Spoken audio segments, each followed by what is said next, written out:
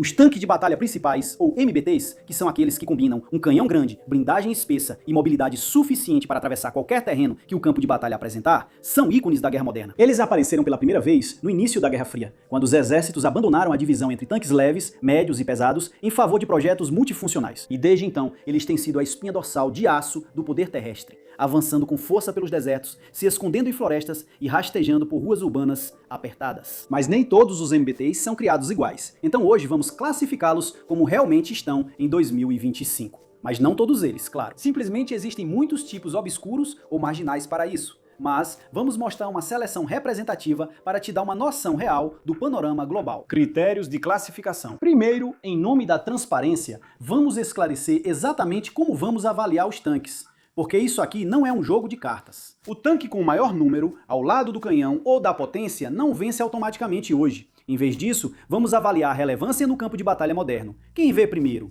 Quem atira primeiro? Mata primeiro, protege melhor sua tripulação e pode continuar lutando por um exército que realmente existe no mundo real. Assim, vamos considerar apenas tanques que estão realmente em serviço atualmente, com tripulações ativas, peças de reposição disponíveis e programas de treinamento funcionando. Protótipos tecnicamente aceitos em serviço, mas que só existem 3 deles e coisas do tipo. Isso não vai contar hoje. E para facilitar o entendimento, dividimos nossos tanques em 4 categorias distintas: topo de linha, intermediária, inferior e uma extra bônus que vamos abordar mais tarde. Então você já entendeu a ideia, e como você não clicou aqui para nos ouvir falar sobre metodologia, mas sim para nos ver nerdando sobre algumas máquinas de guerra legais, vamos pular as qualificações e ir direto ao assunto. O topo de linha. Só poderia haver um tanque ocupando o primeiro lugar aqui, e é o K2 Black Panther, da Coreia do Sul. Um tanque MBT que, sem exceção, é muito provavelmente o melhor atualmente em operação.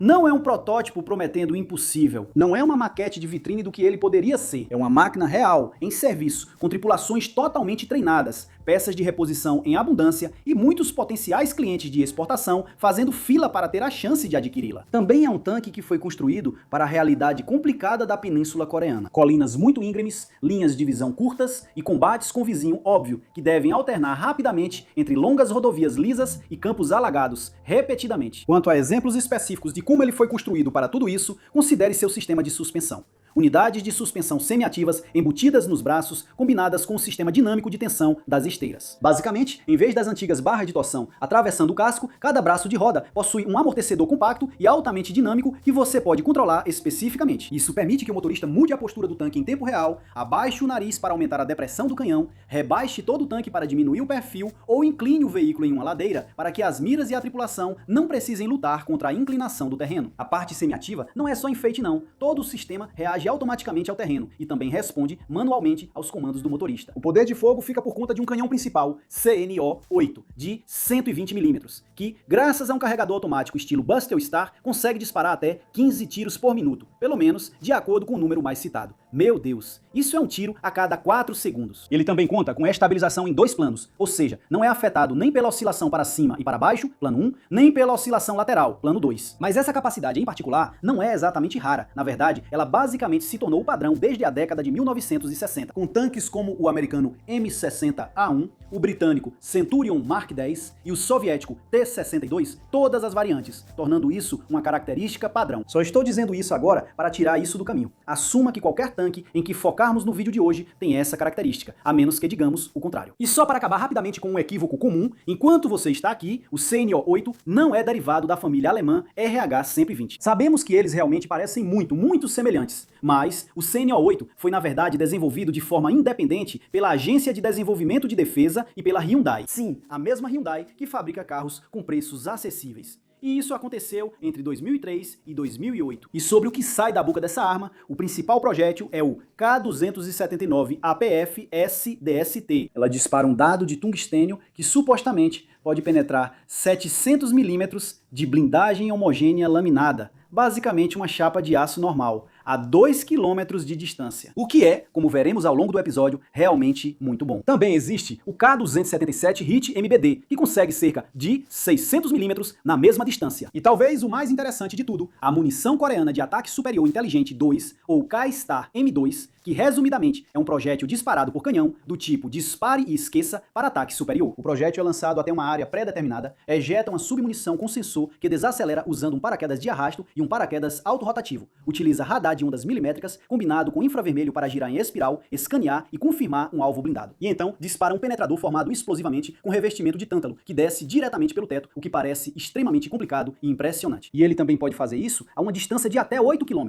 com alcance mínimo de 2. Em relação aos sensores, o K2 tem tudo o que um comandante de tanque moderno poderia pedir. Seu sistema de controle de tiro é totalmente digital, capaz de identificar e rastrear alvos automaticamente, e alimenta tanto a mira termal dedicada do atirador, quanto a mira panorâmica do comandante. Então, se um dos tripulantes deixar passar alguma coisa, é provável que o outro não deixe.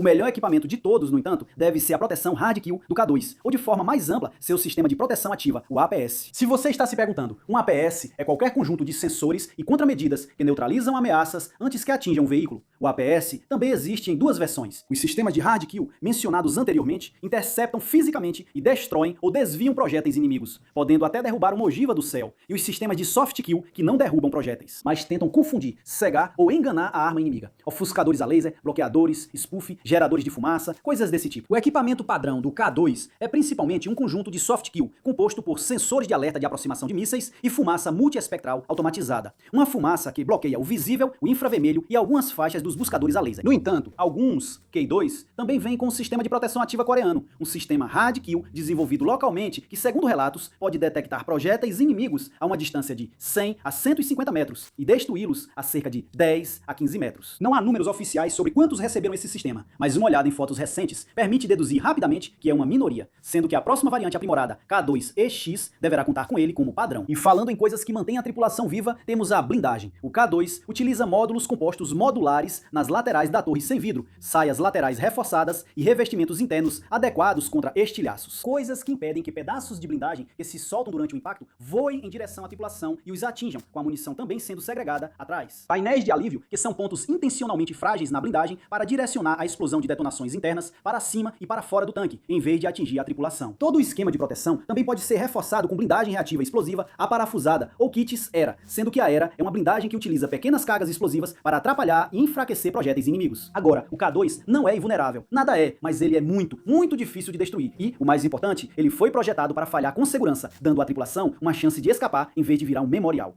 A mobilidade também não foi negligenciada. Os primeiros modelos usavam o motor alemão MTU 88/3, com uma transmissão Heng, mas Cu, desde então, avançou com seu próprio pacote DV27K e EST15K, oferecendo sólidos 1.500 cavalos de potência, independentemente da variante. Para um veículo de 56 toneladas, caramba, isso significa 70 km por hora na estrada e 50 fora dela. Se isso te diz alguma coisa, o K2 também é a escolha de tanque da Polônia, agora que o país cresceu economicamente e pode simplesmente comprar o que quiser, sendo eles o único cliente de exportação atualmente. O primeiro contrato deles, assinado em 2022, comprou 180 K2 para entrega rápida até 2025. E depois, em agosto do mesmo ano, um segundo acordo para mais 180 tanques foi assinado, garantindo entregas até 2030. Parte desse segundo lote vai ser fabricada localmente como K2PL, com a produção prevista para começar em 2026. Quando tudo for contabilizado, a Polônia, que tem 160 em estoque em setembro de 2025, tem opções para aumentar esse número para cerca de 1.000 unidades. O que não é nada mal, considerando que até a própria Coreia do Sul tem 410 deles. Mas agora vamos passar para o segundo tanque, o Tipo 10 japonês.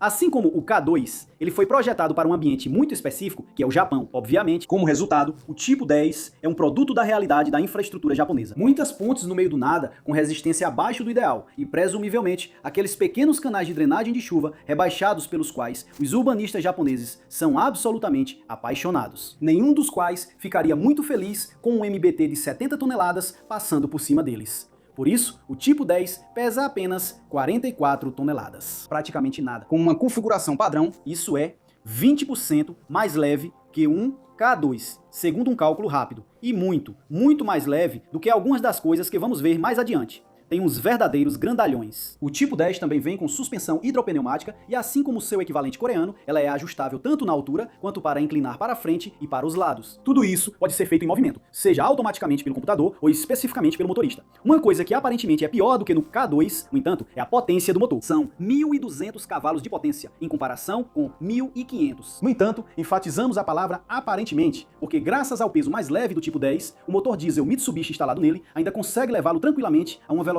máxima de 70 km por hora na estrada. O poder de fogo vem do canhão de 120 mm, desenvolvido localmente para o Tipo 10. Pelo menos é assim que traduziríamos, mas soa um pouco sem graça. Talvez pudéssemos dar um nome mais legal para ele. Fabricado pela Japan Steel Works, ele é alimentado por um carregador automático no nicho traseiro da torre, que é tão rápido que pode, em condições ideais, disparar um projétil a cada 3,4 segundos ou 17,6 projéteis por minuto. Isso pode não significar muito para você agora, mas como você vai ver ao longo da lista de hoje, isso é absurdamente rápido. Quero dizer, sim, é um tanque disparando um projétil de tanque a cada 3 segundos e meio. Meu Deus do céu.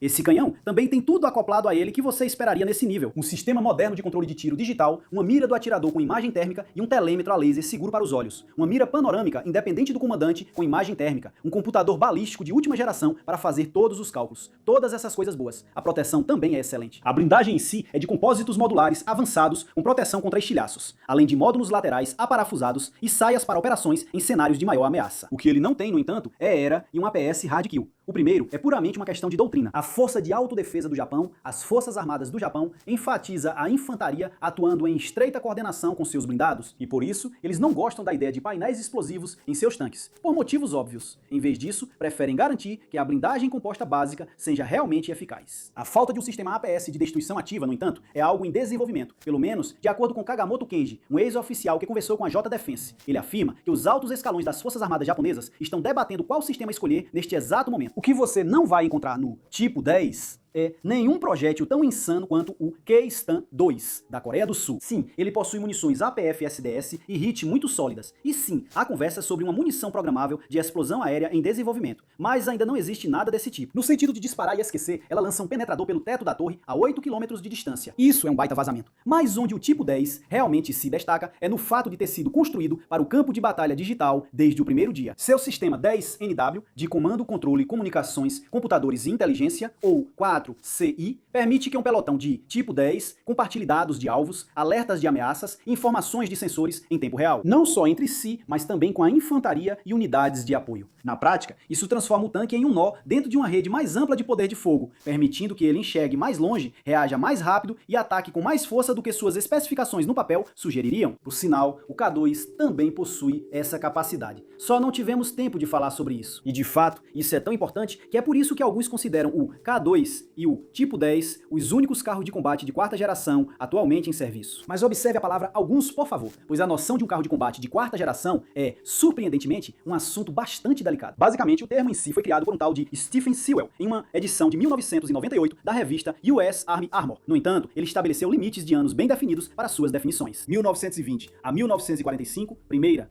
1961 a 1980, terceira, etc. E esse tipo de estrutura durou quase 5 minutos, porque, claro, diferentes nações desenvolveram seus tanques de maneiras diferentes, por motivos diferentes e em épocas diferentes. Em vez disso, hoje, a definição realmente utilizada é baseada na tecnologia do tanque e, portanto, em suas capacidades, com uma equipe de estudo do Conselho Científico do Exército dos Estados Unidos nos fornecendo uma definição sucinta em 2019, que, mais ou menos, corresponde ao uso comum do termo. Alta sobrevivência da tripulação por separação interna, torre não tripulada ou semi-não tripulada com carregador automático, APS Hard Kill integrado, era avançado e uma arquitetura altamente digitalizada e em rede. Como dissemos, porém, o assunto é delicado e altamente debatido. A Diretoria de Conceitos Estratégicos de Terra do Canadá, por exemplo, só reconhece 3 gerações de MBTs. E da mesma forma, muitos analistas europeus preferem falar em projetos atuais versus de próxima geração, em vez de atribuir rótulos ordinais definidos. Justamente porque a tecnologia não avança no mesmo ritmo em todos os países. De qualquer forma, agora que abordamos esse desvio pertinente, suspeito que você consegue entender perfeitamente por que colocamos o Tipo 10 abaixo do K2. É claramente um MBT muito bom, sem dúvida, entre os melhores do mundo, mas como as coisas estão, pelo menos suas capacidades parecem, bem, inferiores, um pouco inferiores. Mas aqui está outro ponto de vista sobre isso. Sucesso em exportação, ou a falta dele no caso do Tipo 10. Enquanto o K2 garantiu para si um cliente realmente entusiasmado, e que não mencionamos antes, uma infinidade de potenciais operadores, incluindo Armênia, Egito, Marrocos, Romênia e Eslováquia. Ninguém demonstrou interesse no Tipo 10. Alguns dizem que o Japão não pode exportá-lo devido às restrições do pós-Segunda Guerra Mundial, que proíbem completamente a exportação de armas. Mas o que muitos não percebem é que essas restrições foram suspensas em 2014, quando os 3 princípios sobre a transferência de equipamentos e tecnologia de defesa foram adotados. E essas regras foram ainda mais flexibilizadas em março de 2024. A situação do Japão agora é basicamente normal, e com esses 3 princípios, eles podem exportar armas se isso não violar um tratado específico que o Japão tenha assinado. Então sim, eles podem exportar o Tipo 10, mas ninguém quis.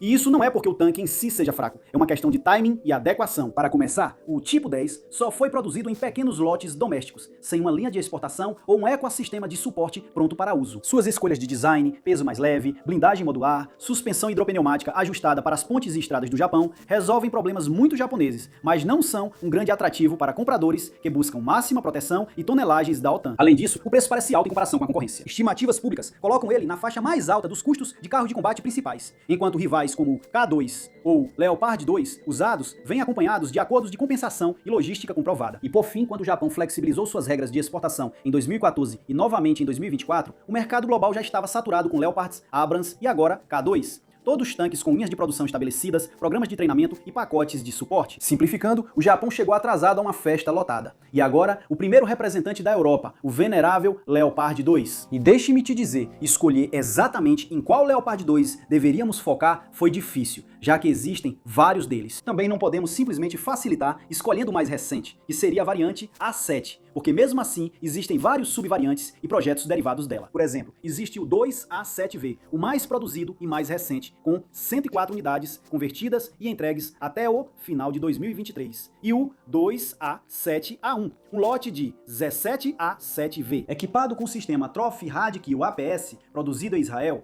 Em 2024, temos o 2A8, o modelo mais novo em desenvolvimento, que terá o Trophy integrado como padrão. E como eles encomendaram atualmente 123 sistemas Trophy, também se presume que veremos 123A8, pelo menos por enquanto. Então vamos ficar com o A7V mesmo. Por que não? Só alguns desses tanques e tudo mais, nós mesmos definimos as regras. E dito isso, o que a Alemanha realmente comprou para si mesma com o A7V? Em resumo, uma atualização muito séria da lenda da Guerra Fria. O canhão continua sendo o Rheinmetall de 120mm, mas o cano é o modelo mais novo, L55A1, de alta pressão, que possui aço mais resistente e, portanto, pressões permitidas mais altas. O A7V também aproveita muito bem sua capacidade de tolerar disparos mais potentes do que seus antecessores. Com isto, o projétil DM73 APFSDS, algo que só pode ser disparado pelo L55A1, graças à sua maior tolerância à pressão. Irritantemente, o folheto de venda, não é brincadeira, isso realmente existe, não fornece dados específicos de penetração, mas dados comuns são frequentemente usados. Jogam por aí o valor de 650 a 760 milímetros, o que facilmente colocaria na mesma faixa do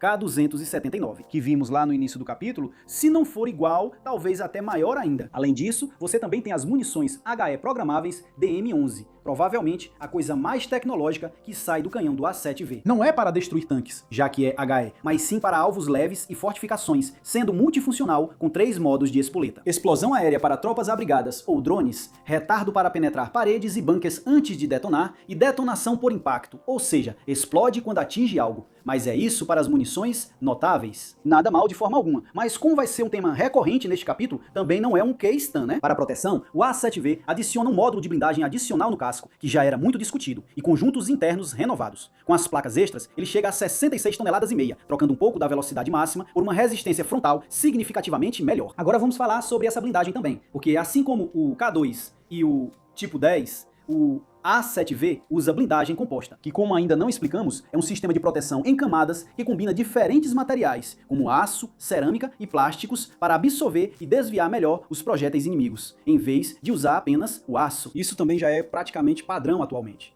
Então, assim como o estabilizador de 2 eixos, apenas assuma que qualquer tanque que mencionarmos usa isso, a menos que digamos o contrário. Também existem diferenças na qualidade das fórmulas específicas da blindagem composta, obviamente, assim como diferentes espessuras utilizadas. Mas, infelizmente, em um vídeo de visão geral como este, somado ao fato de que os detalhes das coisas mais novas ainda tendem a ser ultra secretos, simplesmente não conseguimos nos aprofundar muito nos detalhes específicos disso hoje. Então, uma regra geral que vamos seguir hoje é: mais blindagem composta significa melhor, a menos que haja algo particularmente notável, bom ou ruim sobre sua formulação, caso em que vamos destacar e levar isso em consideração. Voltando ao A7V, ele tem os recursos tecnológicos modernos de sempre, novos sistemas térmicos para o atirador e o comandante, um conjunto de visores do motorista mais limpo e comunicações e redes aprimoradas. Mas, como já dissemos, este modelo não possui um APS Radical. E falando em coisas que ele não tem, isso inclui sucesso de exportação. Ninguém, absolutamente ninguém além do exército alemão, comprou o A7V. Você vai ver alguns dizendo que os dinamarqueses compraram algumas dezenas, mas nós investigamos e não, eles não compraram, eles só compraram o A7 normal mesmo. O A7V é uma atualização específica da Bundeswehr. No entanto, vamos dar um prêmio de consolação, porque se você olhar para quem já operou o Leopard 2 de forma mais ampla, a resposta para a pergunta quem já operou, de repente se torna sim. No geral, um merecido terceiro lugar para o A7V, um canhão impressionante com potencial de crescimento, miras modernas de verdade e capacidade de rede, blindagem séria e um roteiro claro de atualizações. É a maneira madura de modernizar, encontrar uma forma de mantê-lo relevante agora e depois levar essa tecnologia mais específica para o próximo projeto de longo prazo. E agora, em quarto lugar, o Merkava israelense, especificamente a variante Mark IV-M. Ele também foi desenvolvido para atender a requisitos operacionais muito específicos, enfrentando outros tanques nas longas e planas extensões dos desertos. Mas também, e mais particularmente, as condições hiperperigosas e específicas da guerra urbana, sendo praticamente certo, quando fosse empregado, que de uma forma ou de outra ele acabaria na faixa de Gaza. E um ambiente urbano é praticamente a pior condição em que um tanque pode se encontrar. Cada viela é uma linha de tiro, cada telhado é um ponto ideal para uma emboscada. Todo civil é potencialmente alguém fazendo reconhecimento. E pior de tudo, basicamente não há espaço para manobrar enquanto se lida com tudo isso. Naturalmente, então, o Mark IV-M tem algumas adaptações bem específicas para lidar com tudo isso. A primeira, e mais óbvia, é o layout. Enquanto todo mundo coloca seus motores na parte de trás, o Merkava coloca seu motor V12 diesel de 1.500 cavalos bem na frente. Por quê? Bem, é blindagem extra, não é? A Força de Defesa de Israel sabia que, tanto em combates urbanos quanto no deserto, os disparos geralmente vêm pela frente, e ao colocar o motor na frente, agora há ainda mais metal entre o projétil e a tripulação, que é frágil, delicada e cara de substituir. Esse motor e peso também proporcionam uma velocidade máxima decente, mas não a melhor da categoria, de 64 km por hora na estrada. E como mover o motor para frente liberou espaço na parte de trás, eles também puderam encaixar um compartimento de tropas na traseira, tornando o Mark IV-M uma espécie de híbrido único entre um MBT e o veículo de combate de infantaria. Para isso, eles também o fizeram absolutamente gigantesco, permitindo assim acomodar os soldados de forma mais confortável em seu interior. E como uma imagem vale mais que 1000 palavras, não vamos dizer o quão grande ele é, mas mostrar para você com esta foto de um modelo anterior de um Merkava que tiramos no Museu Real dos Tanques em Amman, Jordânia. Suas proporções são basicamente as mesmas do Mark IV-M e, para referência, aquele ao lado é um Challenger 1 britânico. Da mesma forma, o Mark IV-M não é exatamente o que você chamaria de leve, com um peso típico de combate de 65 toneladas, normalmente sendo informado, e algumas fontes das Forças de Defesa de Israel dizendo que, na verdade, ele chega perto das 80 toneladas. Grande parte desse peso, como você pode imaginar, dado o seu tamanho, se deve à blindagem, e os israelenses não economizaram nesse aspecto. A construção básica é uma blindagem composta modular, com camadas de aço, cerâmica e outros materiais especiais, que formam um sanduíche mágico para resistir a cargas ocas ou penetradores cinéticos. Exatamente o tipo de coisa que um combatente do Hamas dispararia de um lançador Yassin, tão eficaz quanto um pum em um túnel de vento. Eles também adotaram uma abordagem modular, com painéis feitos para serem facilmente trocados em campo, porque até a melhor blindagem acaba cedendo sob impacto suficiente, e garantiram que o teto fosse especialmente espesso. Então tudo isso faz com que o Mark IV-M fique mais lento em comparação com outros MBTs? Bem, sim, faz sim, absolutamente, mas a manobrabilidade é mais ou menos a prioridade número 50.000 para os projetistas israelenses. Em vez disso, por causa da faixa de Gaza, eles se concentram totalmente em sobrevivência, sobrevivência, sobrevivência. E falando em sobrevivência, o Mark IV-M também possui um APS de hard kill como padrão, e não vai ser surpresa saber que os israelenses usam o sistema Trophy israelense. É surpreendente, a gente sabe. Isso porque não entramos em detalhes quando falamos sobre ele no A7V, tem capacidade de interceptação, com alcance de aproximadamente 10 a 30 metros. E por causa da faixa de Gaza, novamente, ele é de longe o sistema APS mais testado em combate que existe e funciona muito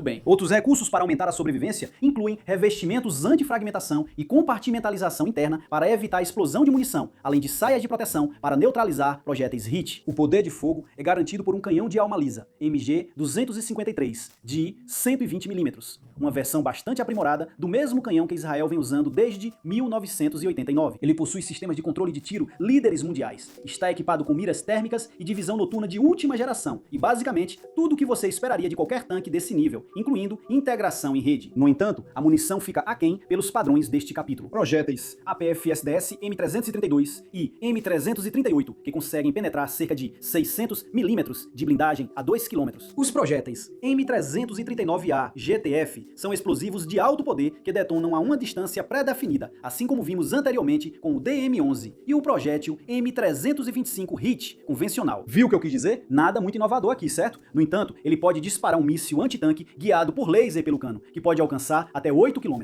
Em termos de exportação, não. Talvez você consiga comprar versões anteriores do Merkava, se quiser, mas o Mark 4M nem pense em perguntar para Israel. Eles estão guardando só para eles mesmos. Na verdade, até mesmo aquele velho Merkava em Amman que mencionamos parece ser um assunto bastante delicado. Embora israelenses e jordanianos se deem razoavelmente bem hoje em dia, considerando tudo, não faltam publicações israelenses preocupadas com possíveis riscos de segurança ao permitir que eles tenham isso. E assim, o quarto lugar fica para o Mark 4M, sem dúvida um tanque impressionante e muito provavelmente o melhor do mundo do ponto de vista da sobrevivência da tripulação. Mas ele é o melhor no geral? Não, ele é especializado demais. Ele é o melhor tanque de Israel? Sim, com certeza. E agora, ocupando o quinto lugar, o orgulho dos Estados Unidos, o M1 Abrams A2 CEP V3. Pense nele como a expressão máxima da receita favorita da América. Pegue um casco comprovadamente resistente e com brutal capacidade de sobrevivência, adicione uma consciência situacional absurda e conecte tudo a um sistema nervoso saturado de dados. O interessante é que quase toda a mágica está sob a superfície. É o Abrams que você reconhece, mas com os detalhes que importam levados ao máximo. Poder de fogo em primeiro lugar. Canhão de alma lisa M256 de 120mm. É o mesmo que está dentro do Abrams há décadas. Mas o SP-V3 se conecta ao link de dados de munição, o que permite que as equipes programem o projétil multifunção avançado XM1147 antes de ele sair do cano. Um modo de explosão aérea para trincheiras e drones. Um modo retardado para paredes e bunkers, ou simplesmente o modo padrão de detonação por impacto para veículos. É um projétil muito inteligente que faz o trabalho de 3, e o mais importante, não é algo que os Abrams antigos possam utilizar. Combine isso com acesso aos mais recentes munições APF-SDS de penetrador longo e você tem exatamente o que está pensando. Poder de fogo suficiente para fazer com que blindados inimigos tenham um dia muito ruim, mas agora com muito mais flexibilidade contra alvos leves, furtivos e entrincheirados. No entanto, em uma omissão bastante evidente, o SP-V3, como todos os Abrams, não possui um carregador automático. Alguns argumentariam que isso não é necessariamente algo ruim,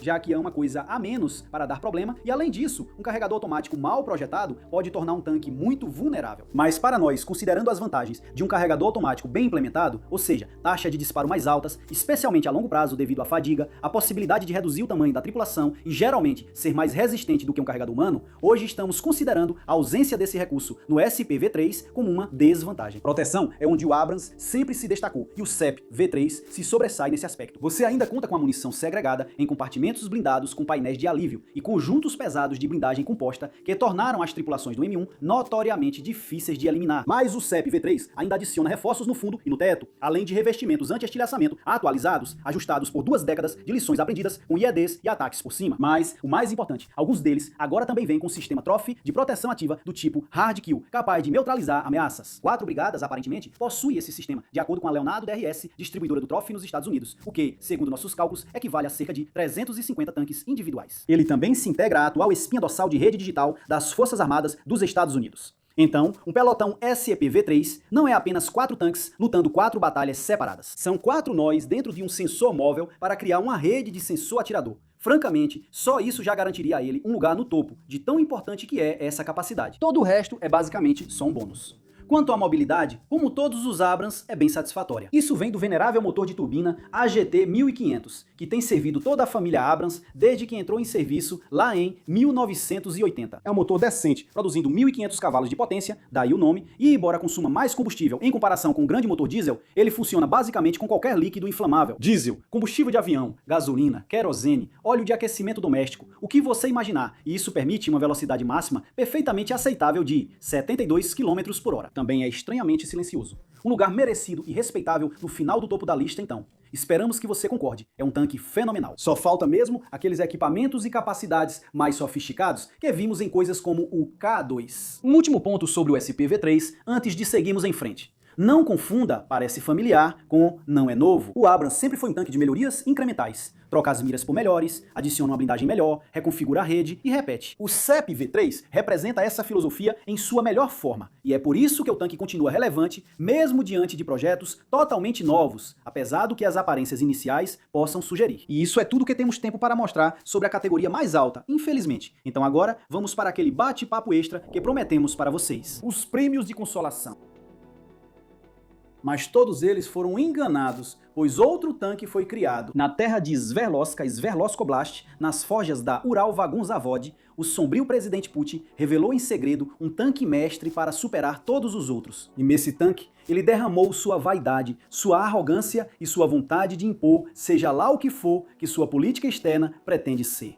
Um Marte de um braço só para governar todos eles. Ou, em termos mais simples, Putin quer que você acredite que o vídeo até agora foi uma grande besteira e que, na verdade, este aqui, o T-14 Armata, é o melhor MBT da Terra. E, à primeira vista, para ser justo, dá para entender exatamente por que ele faz tanta propaganda, já que o T-14, quando foi revelado ao mundo pela primeira vez no desfile do Dia da Vitória em Moscou, em 2015, realmente parecia algo grandioso. Uma torre totalmente não tripulada, uma cápsula blindada para a tripulação que poderia acomodar 3 pessoas. Sistema APS de hard kill na forma do sistema Afghanistan, que também vinha com interferência de radar de soft kill, um sistema de blindagem composta modular em múltiplas camadas no casco, incluindo ERA, e um temível canhão de alma lisa 2A82 Ent de 125mm. Nossa, um boi sobre uma peça de 152mm de algum tipo. Nos modelos mais recentes, eles também faziam grandes afirmações sobre sua munição, já que o 2A82M foi projetado para disparar a PFSDS alongados. Projéteis vácuo junto com as munições HIT habituais, com alegações de que o penetrador de haste longa do vácuo poderia atravessar mais de 900mm de blindagem a 2 km. Além disso, ao fato de que ele também poderia disparar um míssil 3UBK-21 Sprinter. Esses são mísseis guiados por feixe de laser que tem um alcance anunciado de quase 8 km. A Rússia, por sua vez, apresentou-o como uma ruptura total com o T-72, T-80 e T-90, aqueles que herdaram após a queda da União Soviética e vêm usando desde então. Na verdade, eles até apresentaram o T-14 como uma plataforma de combate universal, sobre a qual uma série de veículos diferentes poderia ser construída. Como exemplos, havia o veículo de combate de infantaria pesado T-15, o veículo blindado de recuperação T-16 e o canhão autopropulsado T-2S-35. Agora, os principais observadores ocidentais também levaram isso a sério, com manchetes empolgadas com a ideia de que a Rússia poderia realmente ter saltado uma geração inteira no design de tanques. Mas a realidade logo se impôs. O plano original da Rússia de ter 2.000 tanques T-14 em serviço até 2020 foi discretamente arquivado. A produção em série foi adiada repetidamente e hoje apenas algo entre 20 e 40 unidades, incluindo protótipos, foram realmente construídas. E o motivo desse colapso? Bem, quero dizer, escolha o motivo que quiser. Primeiro de tudo, tem a questão do dinheiro. Sergei Kamazov, uma figura importante na indústria de defesa russa, admitiu em 2024 que o T-14 era simplesmente caro demais para ser usado na Ucrânia e que o exército receberia mais T-90S em vez disso. Isso é uma grande decepção para algo que já foi apresentado como uma plataforma de combate universal do futuro. Segundo, a indústria Ural Vaguns, da Ural Vagun Zavod, cuja fábrica deveria produzi-los, ainda depende fortemente de máquinas-ferramenta estrangeiras, sanções e fornecimento. O caos reinante tornou muito mais fácil para eles simplesmente produzir versões atualizadas dos antigos T-72 e T-90, em vez de fabricar em massa um projeto totalmente novo. Terceiro, tecnologia. O novo e sofisticado conjunto de motor e transmissão do Armata tem sido atormentado por problemas de confiabilidade. A aparição pública mais famosa do tanque até agora ainda é aquela vez em que ele parou no meio da Praça Vermelha. Então não parece exatamente pronto para uso, não é? Quarto, imagem. A mídia russa se gabou brevemente em 2023 de que o T-14 havia entrado em combate na Ucrânia, apenas para voltar atrás quase imediatamente, quando nada disso pôde ser verificado. A inteligência ocidental, desde então, afirmou categoricamente que ele não foi empregado na Ucrânia de forma alguma. A verdade é que o Kremlin não pode se dar ao luxo, mesmo que estivesse funcionando e disponível em números razoáveis, de ver seu projeto de prestígio ser destruído por um drone de 50 libras do AliExpress, com alguma munição velha da era soviética presa com fita adesiva embaixo dele. Não, muito melhor é simplesmente colocar o desenvolvimento dele na geladeira e voltar a ele no futuro, mesmo que isso acabe demorando muito tempo. E por fim, prioridades. Em uma guerra de desgaste, os generais da Rússia precisam de milhares de tanques, não de apenas alguns. Para contextualizar, eles já perderam quase 4.135 tanques desde que entraram de fato na Ucrânia em 2022. E esse é apenas o número confirmado. O número real, sem dúvida, é ainda maior. só. Então sim, mesmo que fosse algum tipo de super tanque mágico maravilhoso, ele nunca estaria disponível na quantidade necessária para sustentar a campanha deles. Então, para fechar esse ciclo, como dissemos, Putin gostaria que você pensasse que o T-14 é o verdadeiro vencedor desse episódio. Mas entre o fato de que ele nem sequer existe de verdade e o fato de que parece ser meio problemático, sim, é mesmo, não é?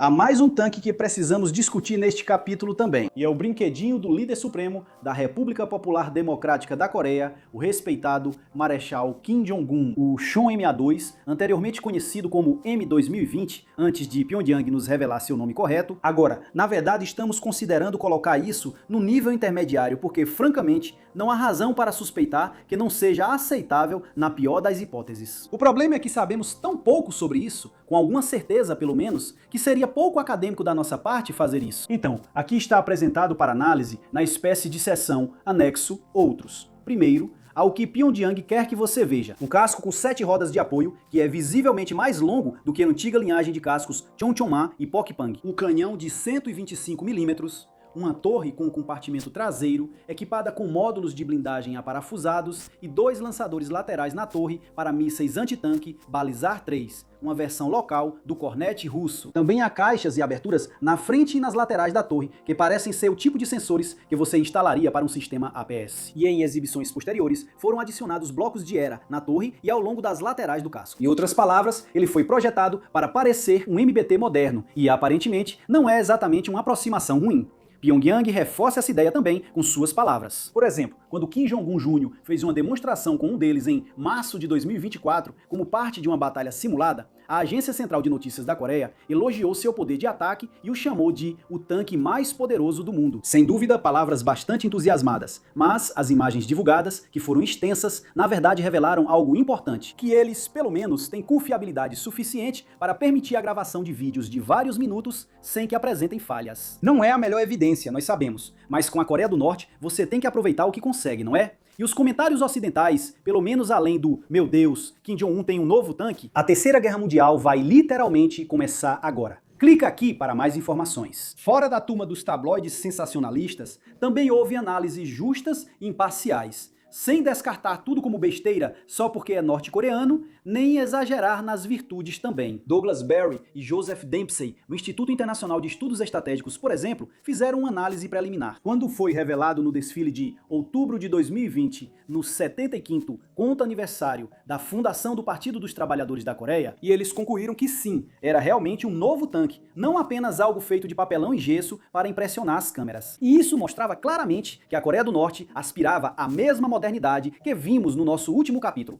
A palavra-chave aí, porém, é aspirava. Tudo parecia potencialmente promissor, mas sem dados adequados, testemunhados e verificados em exercícios presenciais, um exemplo no Ocidente que nossa equipe pudesse analisar e comparar. Coisas desse tipo. No fim das contas, é simplesmente impossível falar sobre isso em termos de curto prazo. No entanto, se você perguntar para nós, não achamos que seja só uma exibição vazia. Imagens da Agência Central de Notícias da Coreia, que você pode correlacionar com imagens de satélite, mostram isso. A principal fábrica de tanques da Coreia do Norte, em Kusong, logo ali perto de onde o respeitável Marechal fez seu pequeno passeio, realmente passou por algum tipo de expansão do final de 2022 até 2023. Podemos ter certeza de que isso é para a produção do Chonma 2? Quero dizer, mesmo com fotos como essa aparecendo, não podemos. Mas também não podemos descartar essa possibilidade, não é? Mas vamos ser realistas. Em certo nível, a Coreia do Norte produzir um tanque razoável não é exatamente coisa de fantasia. Essa não é mais a velha Coreia do Norte. Esta é uma Coreia do Norte que conseguiu desenvolver, por conta própria, mísseis balísticos intercontinentais com ogivas nucleares capazes de alcançar o território continental dos Estados Unidos. Eles conseguem construir, em números bem modestos, é verdade, navios de guerra de superfície que parecem ser capazes de enfrentar alguns dos melhores, aparentemente avançados conceitos de armas de infantaria que deixaram as potências ocidentais perplexas e potencialmente vantes equivalentes ao Global Hawk americano. Claro, pode acabar sendo só isso, e se você nos perguntar, provavelmente é mesmo. Um casco alongado derivado do T-62 ou do T-72, com 7 rodas de apoio e um canhão de fabricação local de 125 mm,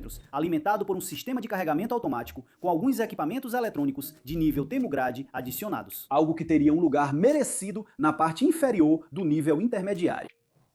Mas também não podemos descartar que talvez seja muito melhor, não é mesmo? o nível intermediário. Certo, o nível mais alto era dos astros do rock chamativos do mundo dos blindados. E agora o que estamos vendo são as máquinas coadjuvantes, que são competentes, capazes e às vezes até impressionantes. E no fim das contas, simplesmente não têm os melhores canhões, as melhores munições, a melhor blindagem ou os melhores sistemas eletrônicos. Eles não são realmente ruins, queremos mesmo enfatizar isso. Eles só não estão mais liderando o grupo. Há algum tempo, eles podem ter liderado o grupo, mas os MBTs que antes eram referência foram deixados para trás por modelos mais novos e chamativos, e às vezes eles nunca lideraram nem nunca vão liderar o grupo. MBTs construídos com orçamento limitado, muitas vezes como produtos feitos especificamente para servir as Forças Armadas do mundo em desenvolvimento, para quem as preocupações estratégicas não envolvem enfrentar as grandes potências do mundo, mas simplesmente um vizinho imediato ou um inimigo interno. Nesses casos, você não precisa de um tanque excelente, só precisa de um tanque que seja um pouco melhor. E às vezes são tanques de uma potência global líder que simplesmente não atingiram o objetivo, como o nosso primeiro exemplo, o tipo 99A chinês. E temos que admitir também que em certo nível lamentamos ter colocado o 99A nesse nível. Você facilmente poderia argumentar para colocá-lo no final do nível superior. É novíssimo e realmente revolucionário para a China, e no papel parece que pode competir com praticamente qualquer um. Mas aqui está o problema. A China não tem exatamente o histórico ilustre em design de tanques, algo que nos permitiria dar o benefício da dúvida e, crucialmente, o 99A também nunca foi testado em combate real para dissipar nossas hesitações. Até que isso aconteça, vamos ser intencionalmente conservadores com nosso veredito. Tecnicamente, porém, o 99A é um pacote impressionante. Ele está equipado com canhão de alma lisa tipo 98 de 125mm, uma evolução refinada do antigo soviético 2A46M, agora acoplado a um sistema de controle de tiro digital. Ele possui carregamento automático, tem uma tripulação de 3 homens e dispara 10 tiros por minuto, o que não é nada mal. O projétil DTC-10125 APFSDS é o destaque, com fontes chinesas afirmando que ele pode perfurar de 850 a 960mm de aço homogêneo laminado a 2 km de distância. Mas vazamentos independentes, cortesia da comunidade do War Thunder, revelam um valor real de 680 a 700mm. Ainda assim, é realmente muito letal e comparável, se não melhor, do que muitos dos penetradores cinéticos de haste longa que analisamos no último capítulo. Além disso, há munições HIT e HE, além de um míssil lançado pelo canhão que alcança 5 km,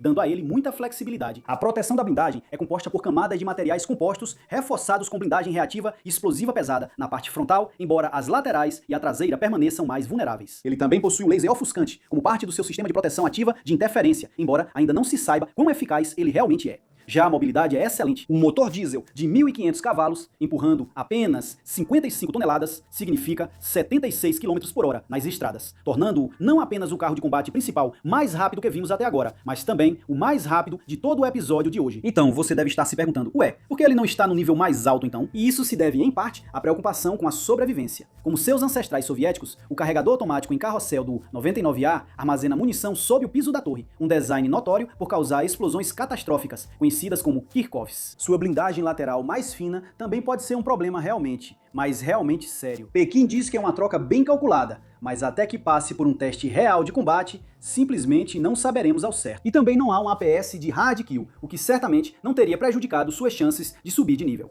Mas temos que dar crédito à China, na história recente. Bem na época em que absolutamente nada de relevante estava acontecendo na Praça da Paz Celestial, eles estavam usando antigos e desgastados projetos soviéticos do início da Guerra Fria, que foram deixados para eles tentarem modernizar por conta própria. Depois que eles romperam com Moscou por causa dos detalhes de como exatamente o comunismo deveria ser mesclado, aliás, alguns desses detalhes nós vamos conhecer melhor no próximo capítulo. E passar disso para o 99A em apenas algumas décadas é uma baita evolução. E para ser ainda mais justo, o futuro 99B, cheio de recursos avançados, como 2 sistemas APS Hard Kill de fábrica, como está prometendo ter, tem potencial para ser um MBT de primeira linha que vai além das expectativas.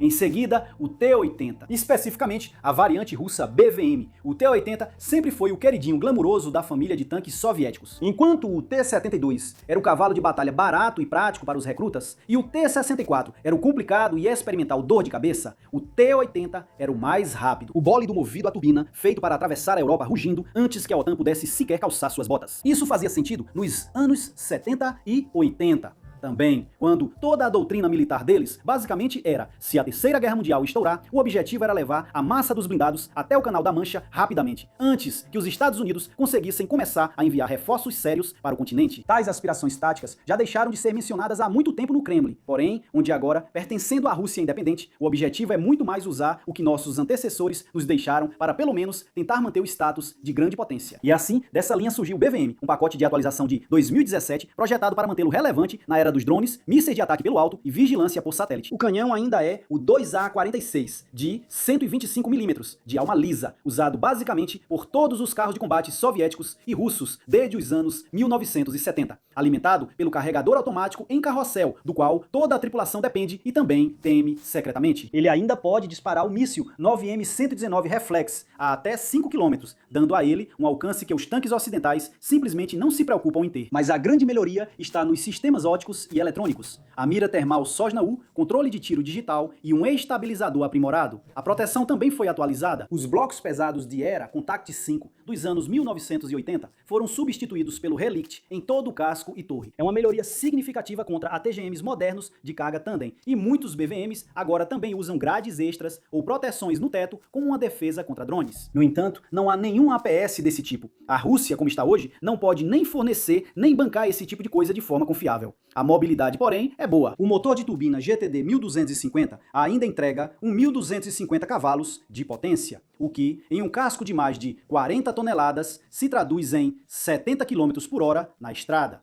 Embora isso venha ao custo de um consumo de combustível absolutamente terrível. E falando da Ucrânia, o BVM também é um tanque para o qual não nos falta dados de combate. E aparentemente ele está se saindo bem, levando tudo em consideração, com suas tripulações, acesso a miras modernas e melhor blindagem, tendo se saído visivelmente melhor do que seus camaradas nos cansados e velhos T-72. Mas ele não é invencível, longe disso. Na verdade, já que a Rússia, até o momento em que escrevo, perdeu 235 BVMs ao todo. Dito isso, no entanto, depois de passar muito mais tempo vasculhando bancos de dados de inteligência de fonte aberta do que deveríamos, certas fraquezas importantes podem ser identificadas. A pior delas são explosões catastróficas causadas pela munição no autocarregador em carrossel detonando, ou seja, toda a munição explodindo de uma vez só. Dito isso, olhando para outros tipos de destruição, parece razoável supor que as tripulações do BVM normalmente conseguem sair vivas de destruições que não envolvem a explosão do autocarregador, exceto pelas pobres almas que estão imediatamente do outro lado do ponto de impacto. No fim das contas, então, o BVM é exatamente o que parece ser, um pacote de extensão de vida que mantém uma peça de destaque da Guerra Fria relevante. Ele tem mais poder de fogo do que os T-72, com os quais frequentemente luta lado a lado. Ele se move mais rápido do que muitos tanques de batalha principais ocidentais, e com miras modernas, ele realmente consegue enxergar e atirar como um tanque de batalha principal contemporâneo. Mas os hábitos de consumo de combustível, a ausência de qualquer tipo de sistema de proteção ativa ou capacidades modernas de integração em rede e o risco sempre presente do carregador automático simplesmente o mantém fora do topo. E já que estamos falando dos T-80,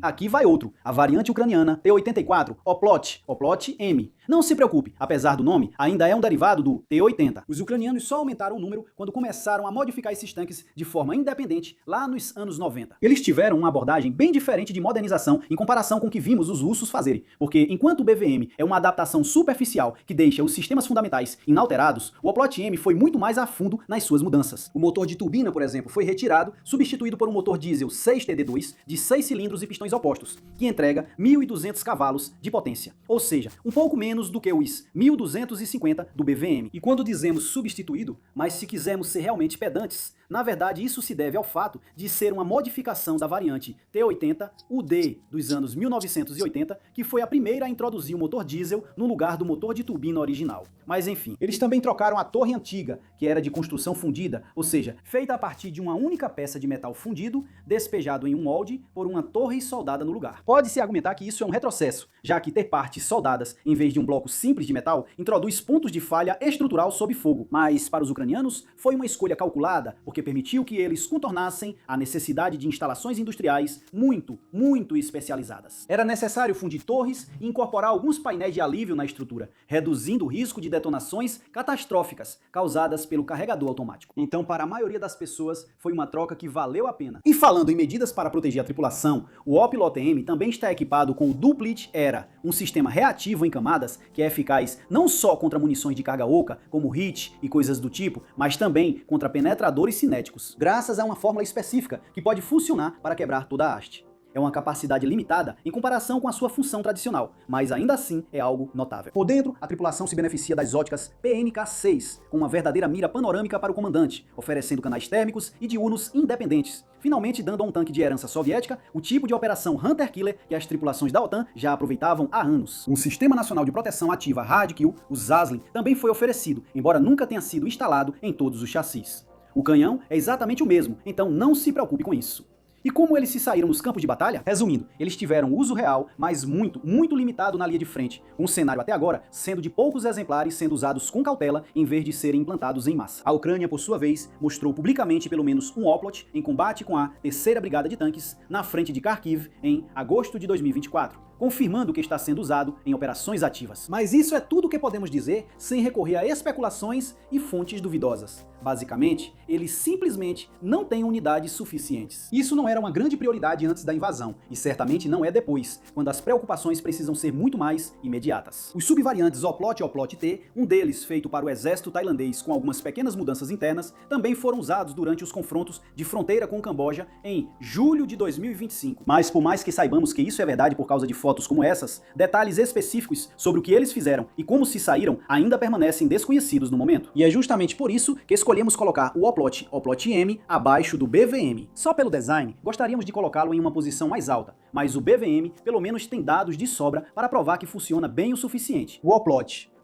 pelo menos por enquanto, simplesmente não dá para dizer o mesmo. Agora, o retorno de um velho conhecido nosso, o Leopard 2, mais os modelos antigos. Lembra quando dissemos que a resposta para a pergunta quem opera o Leopard 2 era sim? Pois é disso que estamos falando agora. Especificamente, são os modelos A4, A5 e A6, que nos interessam hoje, que apesar de terem sido introduzidos em 1985, 1995 e 2001, respectivamente, ainda equipam muitos regimentos blindados ao redor do mundo. E não é sem motivo, porque apesar da idade, eles ainda oferecem cascos robustos, ergonomia sensata e um canhão que nunca encontrou uma placa de aço que não pudesse atravessar. Para um breve histórico, a transição do A4 para o A5 trouxe as famosas laterais de torre em formato de cunha e uma repaginação completa da parte frontal. E a mudança para o A6 incorporou a variante L55 do canhão de alma lisa RHR de 120mm, que era um pouco mais longa para aumentar a velocidade de saída do projétil, e permitiu que as tripulações utilizassem projéteis perfurantes cinéticos modernos de verdade. Munições como a DM-53 e a DM-63, com muitos também recebendo a atualização de software necessária para usar a DM-11 de explosão aérea, caso o orçamento permitisse. E como dissemos, por mais antigos que esses Leopards sejam, eles ainda são perfeitamente viáveis no campo de batalha moderno. O Canadá levou os A6 para o Afeganistão, justamente por causa das melhorias na proteção contra minas e na sobrevivência da tripulação, e usou-os intensamente. A Dinamarca operou os A5 em Helmand por anos, com adaptações, depois de algumas lições duras e sangrentas. O mesmo aconteceu recentemente na Ucrânia também. A Alemanha e seus parceiros entregaram os A6 para a Ucrânia em março de 2023. E claro, devido à natureza de uma guerra entre forças equivalentes lá, alguns foram perdidos, 13 ao todo, como inevitavelmente aconteceria. Mas as tripulações muitas vezes saem lesas. Os cascos frequentemente são rebocados de volta e consertados. E o canhão ainda faz coisas nada natalinas a longa distância. E é a mesma situação com os A4 da Ucrânia, só que obviamente eles são um pouco piores. 28 foram perdidos, mas a perda de tripulação é considerada mínima e quando não é destruído, está se divertindo muito ao enfrentar exatamente os tanques soviéticos para os quais foi projetado para destruir. Não quer dizer que não existam desvantagens reais, porque elas existem mesmo. Os visores termais e o sistema de gerenciamento de batalha variam muito de acordo com o usuário. Muitas frotas de A5 e A6 ainda usam sistemas de comunicação antigos e assim por diante. Mas é exatamente por isso que os Leopard 2 antigos estão nesse nível. Eles são bons, só não são mais os melhores. E se os Leopard antigos são os usados confiáveis da Europa, os Abrams antigos são o equivalente dos Estados Unidos. Milhares foram construídos, muitos reformados e um fluxo constante enviado para o exterior, especificamente nas versões M1A1 ou M1A2. Esses Abrams de exportação mantêm a mesma receita básica do A27V3 que vimos anteriormente. O canhão de alma lisa M256 de 120mm, a robusta sobrevivência da tripulação com munição segregada e painéis de alívio, e uma turbina multifio com uma quantidade absurda de potência. Mas eles geralmente não têm os equipamentos mais recentes que colocam os novos 7V3 no topo da categoria. Por exemplo, o 7V3 possui imagem térmica de terceira geração, tanto para o atirador quanto para o comandante, o que proporciona uma detecção mais nítida a longas distâncias, melhor contraste em condições climáticas ruins e uma identificação de alvos muito mais precisa. Os M1A1 de exportação, no entanto, geralmente geralmente usam visores térmicos mais antigos, e embora os M1A2 frequentemente tenham um visor independente para o comandante, normalmente é um sistema de geração anterior que não possui a mesma clareza. O resultado é simples. A tripulação do 7V3 vai detectar, classificar e, por fim, eliminar antes que seus equivalentes de exportação consigam. E ainda tem a questão da munição. Enquanto o 7V3 está equipado com o Data Link de munição, que permite disparar o novo projétil XM1147, XM1147AMP, a maioria dos Abrams de exportação não possui esse recurso, e por isso continuam restritos às munições HIT e HE da era da Guerra Fria. Eles ainda conseguem causar bastante dano, mas não têm a mesma flexibilidade para qualquer situação.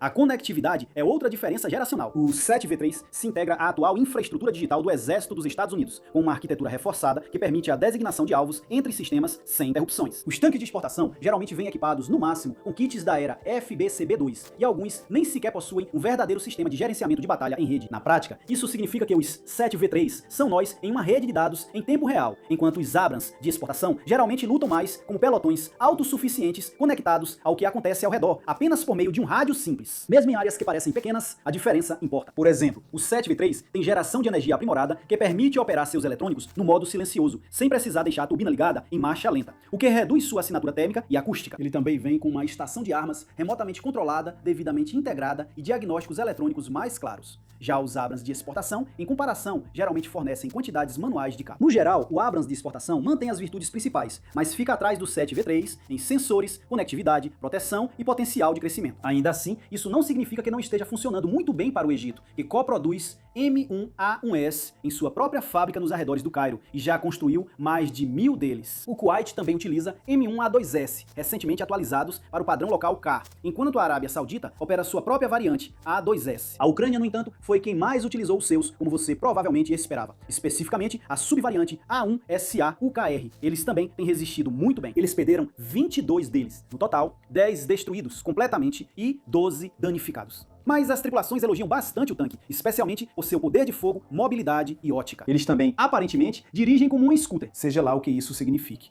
Em seguida, o tipo 96B da China, o último e melhor membro da linha tipo 80. Não que a gente vá se preocupar muito com a linhagem dele agora, porque vamos conhecer o resto da família no próximo capítulo. O que importa aqui é que o 96B é o faz-tudo do Exército de Libertação Popular na maior parte do tempo. Um tanque, uma modernização pragmática e confiável que mantém o modelo da Guerra Fria relevante e dá a eles um pouco de tempo para acertar o tipo 99. O poder de fogo continua familiar, é exatamente o mesmo canhão de 125mm tipo 98, que também é usado no tipo 99, que vimos no início deste capítulo. E embora esteja equipado com equipamentos inferiores aos encontrados em seu irmão mais novo, ainda é um conjunto bastante aceitável. Um sistema digital de controle de tiro atualizado, uma mira termal adequada para o atirador e, em alguns modelos, uma visão panorâmica para o comandante, já que isso não parece ser universal. Quanto ao que ele dispara, bem, pode-se assumir a variedade usual de APFSDS, HIT e RIFRAG, além de um míssil antitanque lançado pelo canhão para tiros de longo alcance. Presumivelmente, ele também pode disparar as sofisticadas munições DTC-10-125 que mencionamos ao falar do tipo 99, mas ainda não vimos isso ser confirmado explicitamente. A proteção é suficientemente adequada, com uma torre soldada e blocos modulares de era sobre o nariz e as laterais, saias laterais mais espessas e medidas sensatas de supressão de estilhaços no interior.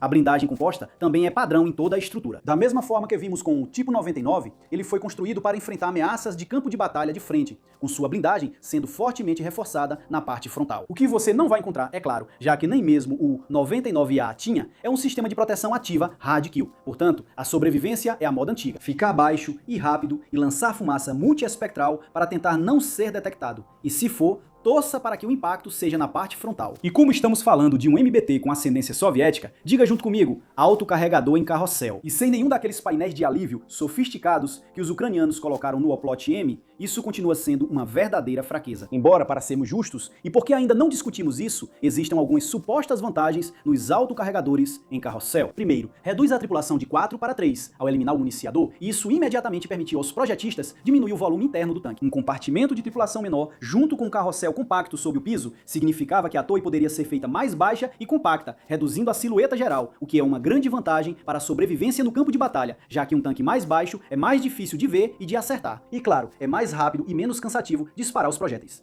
Mas, como vimos, esses ganhos vieram com desvantagens. Mas, do ponto de vista soviético, a partir da década de 1960, as vantagens de um tanque menor, mais baixo e mais compacto superavam os riscos. É por isso que o carregador automático em carrossel se tornou uma característica tão fundamental na família de tanques de batalha principais deles, incluindo o 96B. Voltando ao 96B, ele é equipado com um motor diesel V8 AV150. A V150 AKB, que segundo os chineses gera cerca de 1.200 cavalos de potência e segundo os ocidentais gera cerca de 1.000 cavalos de potência. Da mesma forma, os primeiros dizem que ele atinge no máximo 75 km por hora na estrada, enquanto os outros dizem que chega a 70. Então, com certeza é um veículo ágil. A questão é o quão ágil ele realmente é. E falando em coisas sobre as quais não temos certeza, também não sabemos quantos deles a China realmente possui. Nós sabemos que números não são o foco principal do episódio de hoje, mas é uma curiosidade interessante sobre o 96B, então tenham paciência conosco. Basicamente é o seguinte, analisando fontes em chinês, nós sabemos disso. O desenvolvimento foi aprovado em maio de 2015 e 2 protótipos de teste estavam prontos para uso em fevereiro de 2016. E no mês seguinte, mais 10 unidades de pré-produção já tinham sido concluídas. Com esse total de 12, elas foram enviadas para representar a China no Biatlon de Tanques de 2016 na Rússia, onde elas apareceram todos os anos desde então, exceto no final dos anos de pandemia. E, a partir daí, basicamente nada. O 96B simplesmente parece ter desaparecido da face da Terra. Estranho, considerando que naquele mesmo ano, a CCTV, uma empresa de mídia estatal chinesa, estava lançando documentários como este, repletos de comentários realmente muito positivos. Também não aparece em desfiles militares, com basicamente sua única aparição pública, pelo menos que conseguimos encontrar, sendo quando foi exibido no Zhuhai Air Show de 2016. Então, em 2020, eles de repente apareceram em exercícios com o 71º e o 78º Exércitos de Grupo, ambos normalmente equipados com vários tipos de Type 99 e alguns 96A mais antigos, e depois sumiram novamente. Então, o que diabos está acontecendo? A única explicação que conseguimos encontrar veio da Sina News, que afirma que o veículo obteve o certificado de pré-produção e entrou em serviço em 2021. E é isso, nenhuma notícia posterior sobre ele entrando em produção, nenhuma notícia subsequente sobre ele sendo distribuído para as unidades. Nada. Então estamos presumindo que ele está em serviço e presumivelmente em números razoáveis, considerando 4 anos de produção. Mas quanto a números específicos, parece que ninguém fora do Exército de Libertação Popular sabe. E no geral, é basicamente tudo o que há para dizer sobre o 96B, pelo menos dentro dos limites do nosso formato de hoje. Ele tem um canhão decente, disparando munições decentes, protegido por uma blindagem decente, com mobilidade decente, conectado a alguns sistemas razoavelmente modernos. É realmente um tanque típico de nível intermediário. É simplesmente perfeitamente aceitável.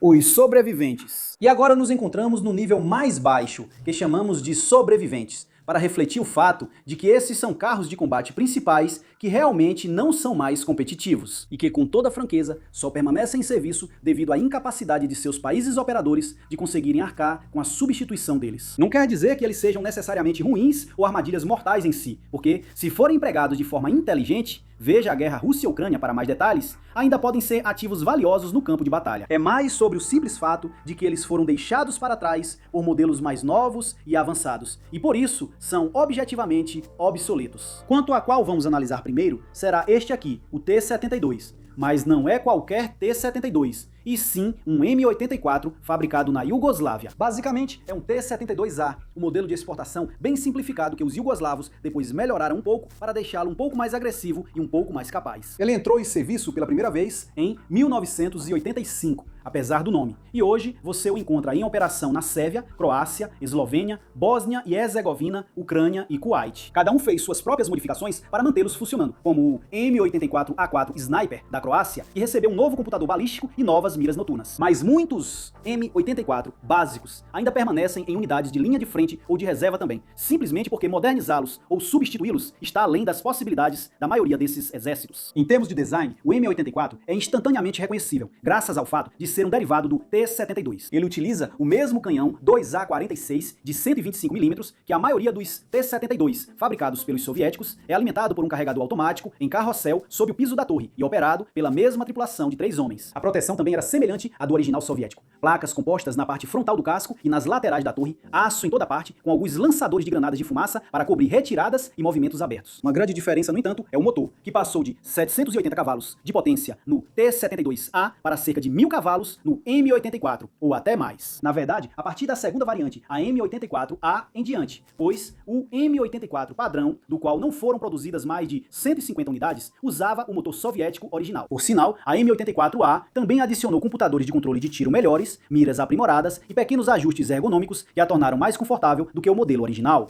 A PS, esqueça isso. No máximo, você vai ver um bloqueador soft kill em algumas atualizações nacionais. O M84 Asai Zoom da Sérvia, por exemplo, adiciona os ofuscadores eletroópticos Chutora. Ou seja, a sobrevivência aqui ainda depende de ser pequeno, rápido, usar fumaça e rezar para que nada muito pesado acerte você. Você pode entender o que queremos dizer. É um tanque tão ruim a ponto de ser considerado um tanque cômico? Não, absolutamente não. E da mesma forma, ele não tem utilidade no campo de batalha moderno? Novamente não. Caso contrário, a Ucrânia não teria aceitado eles. Mas ele é, sabe, bom de verdade? Bem, em guerras balcânicas em larga escala, entre forças equivalentes, com certeza. No grande esquema das coisas, não é. E então, temos este aqui, o M48A5 Patton. É o último de uma linhagem muito longa, tendo entrado em serviço pela primeira vez em 1976, e sendo a variante final de um projeto base que entrou em serviço pela primeira vez em 1952. Na verdade, nem era um tanque novo, era simplesmente um pacote de atualização para o A3. Mas que pacote, hein? Apresentando a instalação do canhão M68 de 105mm, onde antes ficava um M41 de 90mm. Um sistema de controle de tiro M16 totalmente métrico, motor e esteiras aprimorados, um sistema de proteção NBC para a tripulação e outras melhorias na eletrônica do casco, torre e rádio. Havia também um bom motivo para todo esse esforço. Basicamente, os Estados Unidos introduziram o M60 em 1959. Um redesenho completo, de cima a baixo, com glacis de inclinação reta, blindagem mais espessa, torre mais espaçosa,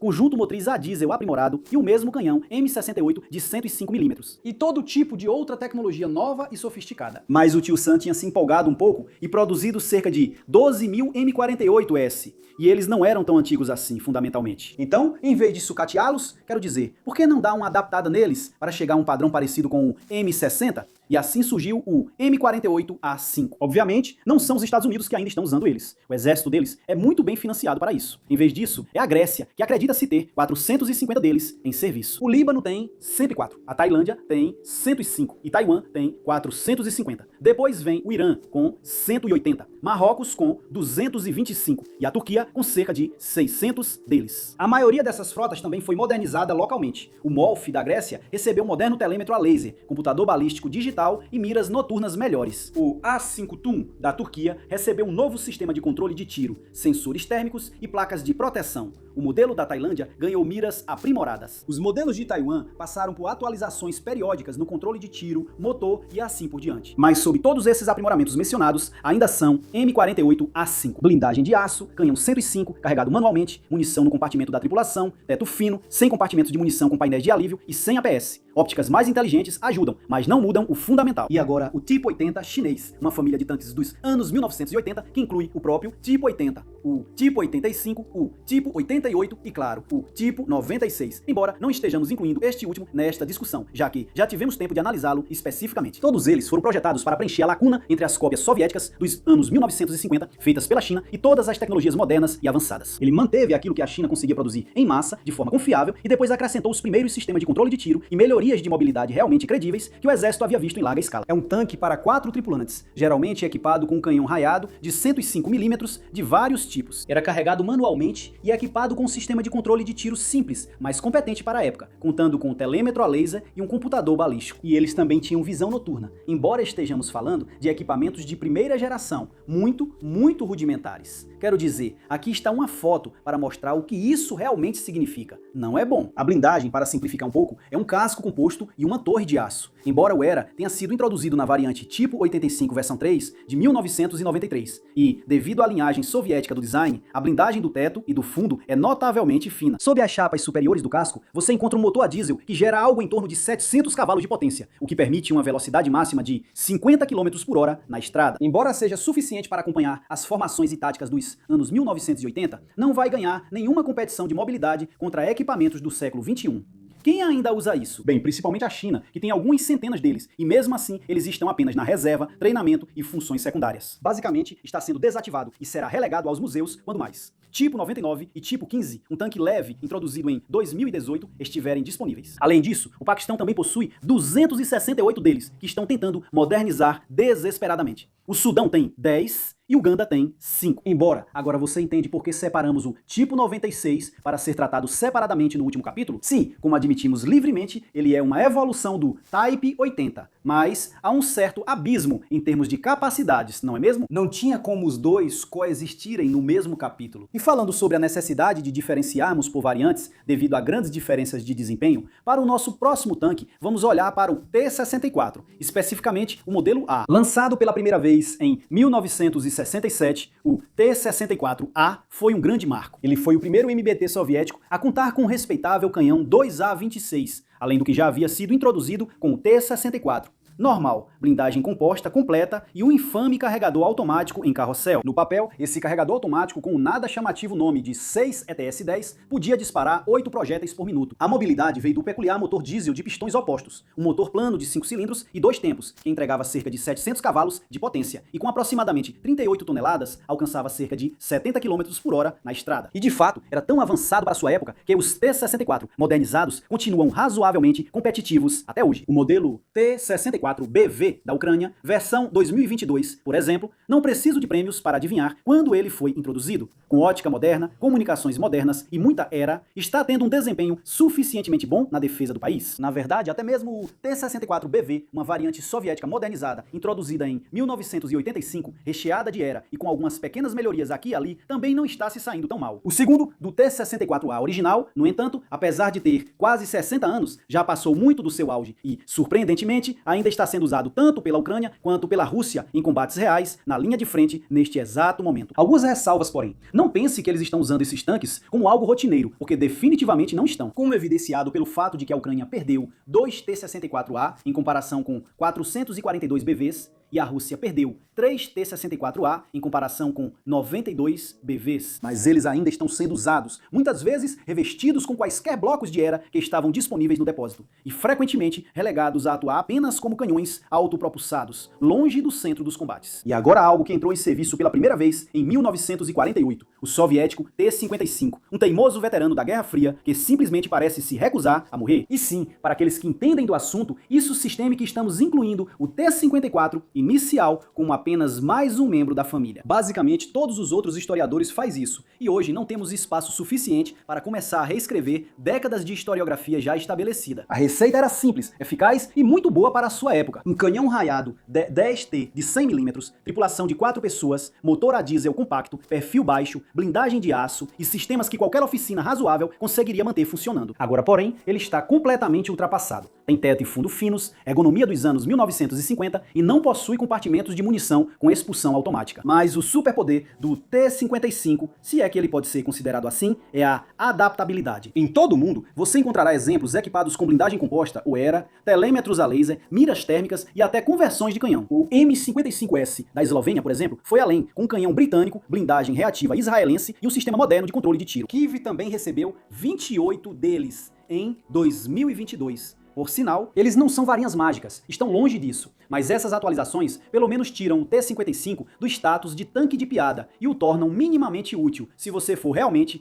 cuidadoso em como usá-los. E para uma rápida chamada de quem ainda está usando eles e quais tipos, a Síria mantém uma frota mista de T-55A, AME, AMV e MBs em serviço. Centenas no papel, muitas atualizadas com ERA Contact 1 e pequenas melhorias nos sensores. A Rússia também tirou T-55S de todos os tipos do armazenamento em 2023 e 2024 para usar na Ucrânia, enquanto a própria Ucrânia só utiliza aqueles M55S eslovenos. Mais distante, o Vietnã está estendendo a vida útil de seu estoque de T-55 para o padrão M3. O Safir 74 e o Chaip 72Z do Irã ainda permanecem em serviço limitado, e em toda a África subsaariana você ainda encontra T-55S em Angola, Eritreia, Etiópia, Uganda e outros países, muitas vezes com níveis variados de prontidão, mas ainda registrados nas unidades. O uso russo russo e ucraniano é de longe o mais interessante de todos, pois são de longe os que mais viram combate na história recente. E acontece que esses operadores regulares não conseguem tirar tanto proveito deles, porque mesmo na Ucrânia, onde as coisas estão, sejamos sinceros, ficando um pouco desesperadoras para ambos os lados, os comandantes estão plenamente cientes de que um T-55 simplesmente não tem lugar no campo de batalha moderno. Podemos evidenciar isso pela quantidade que está sendo destruída, e temos que fazer isso na verdade, porque nenhum dos lados está muito entusiasmado em divulgar os números de veículos empregados. A Rússia, por exemplo, perdeu 16, no total 2 T-54, T-54-3M, 2 T-54B, 4 T-55A, 1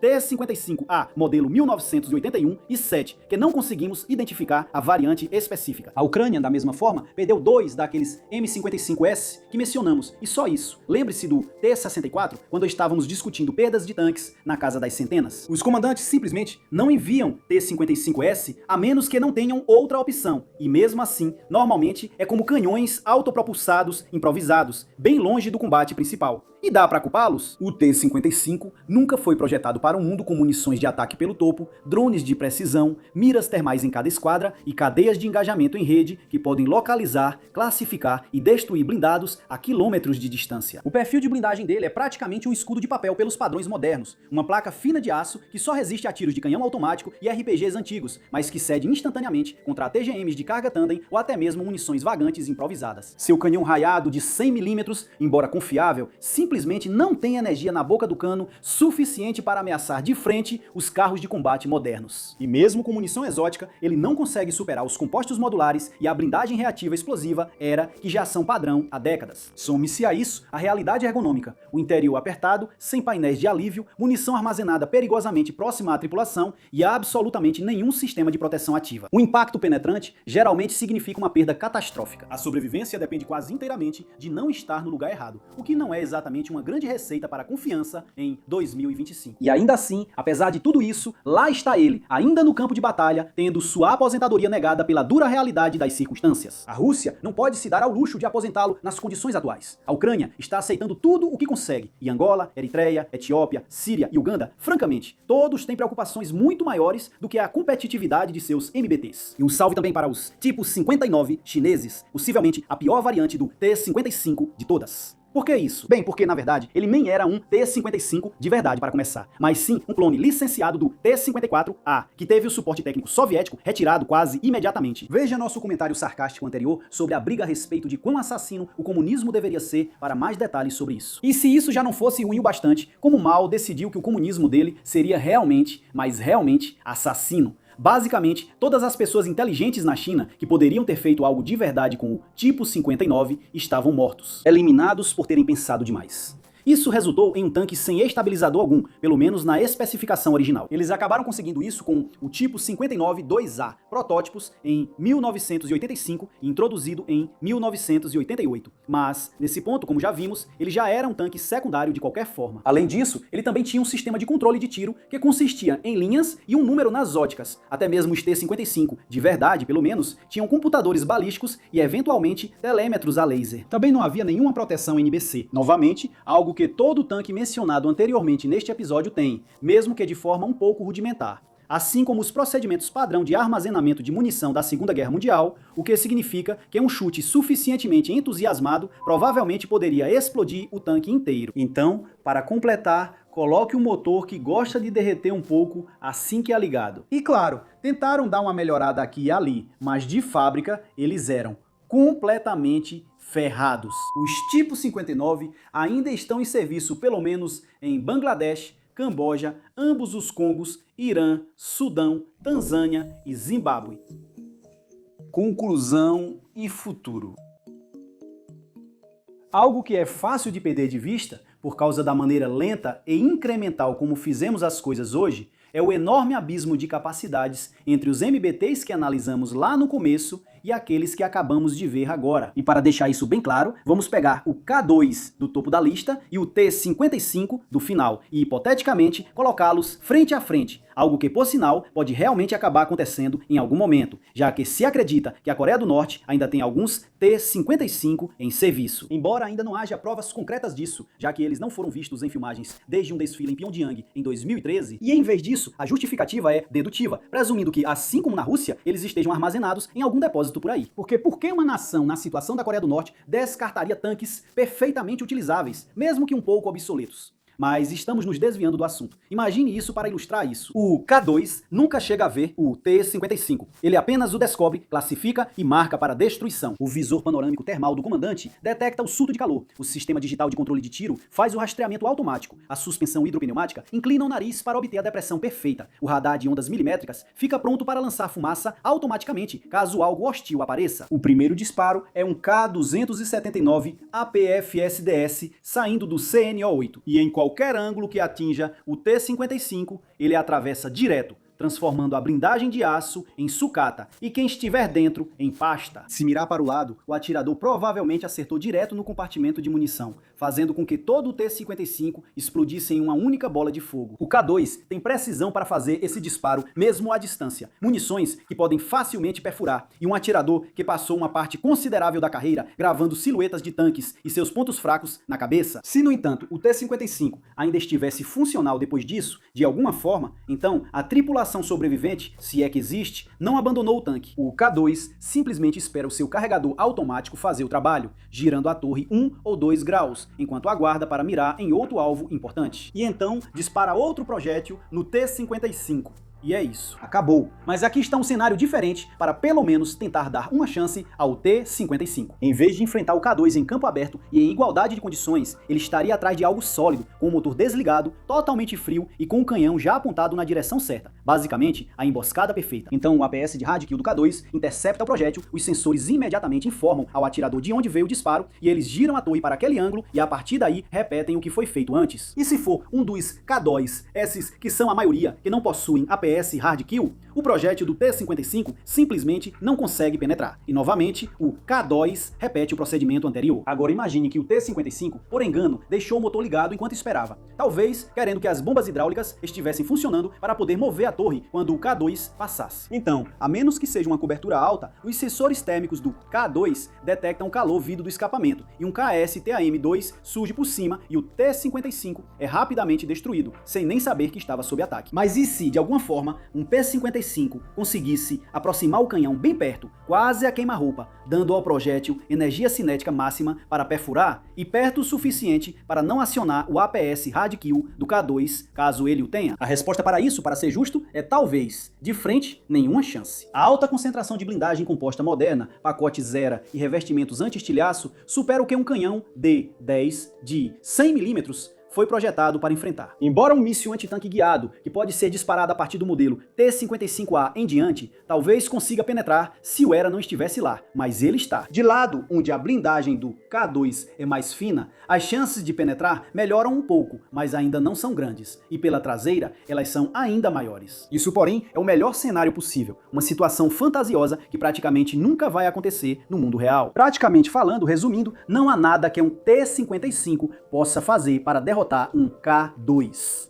E assim, agora você vê a disparidade de capacidades. Não é que o nível mais alto seja simplesmente melhor do que o nível dos sobreviventes, é que realmente não há como comparar os dois. É Davi contra Golias, se Golias realmente se preocupasse em usar um capacete. É o Mike Tyson no auge da carreira enfrentando uma criança. Mas e quanto ao futuro? Porque essa lista é, afinal, apenas um retrato do momento em que foi escrita, no dele final de 2025. A tecnologia está sempre evoluindo. A obsolescência está sempre levando os tanques mais antigos para o ferro velho. Bem, como os mais atentos entre vocês já devem ter percebido, o APS Hardkill vai ser muito importante em um futuro próximo. Ele já está aqui, já provou ser extremamente eficaz. Por isso, tantos tanques que estão sendo desenvolvidos ou que estão entrando em serviço já o incluem, e tantos outros estão garantindo pelo menos tê-lo como opção em seus planos de atualização. Como exemplos, temos o Leopard 2A8 da Alemanha, o Panther KF-51 também da Alemanha, o Challenger 3 do Reino Unido, o M1A3 Abrams dos Estados Unidos, o Tipo 99B da China, o Altai da Turquia, o Merkava 4 Barak de Israel, o Tipo 10 do Japão, o T-90M da Rússia e o T-90 Bhishma da Índia. Sabendo disso, acreditamos que, se voltarmos a esse assunto daqui a uns 10 anos, provavelmente voltaremos, o APS de Hardkill vai ser um requisito fundamental para entrar no topo. Vai ter se tornado tão comum até lá que não vemos como poderia ser diferente. Vamos falar também sobre as capacidades de rede que continuamos encontrando no topo, começando com uma explicação mais profunda do que realmente queremos dizer com esse termo. Quando falamos em rede, não estamos falando apenas de um bom rádio. Queremos dizer um sistema nervoso digital completo que conecta tanques, drones, infantaria, artilharia e postos de comando em um único organismo. Na prática, isso é um sistema de gerenciamento de batalha na frente da tripulação, que mostra um mapa ao vivo das posições amigas e inimigas, atualiza quase em tempo real e permite que você compartilhe dados de alvos instantaneamente por toda a formação.